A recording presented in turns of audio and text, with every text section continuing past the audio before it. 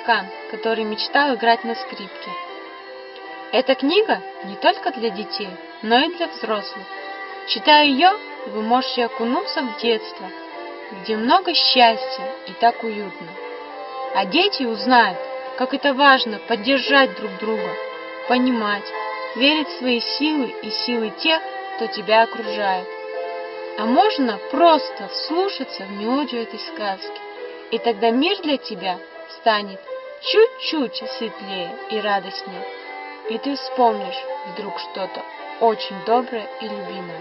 Читая, можно ощутить тепло южного солнца, запах цветущей сирени, услышать шелест листвы, щебетание птиц, под чарующую мелодию скрипки.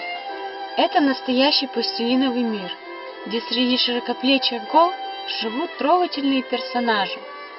Колоритная сказка Нарине Абгарян и Армена Ватьяна о бабушкиной любви, музыке, о мечте, которой надо хранить верность, и тогда она обязательно сбудется.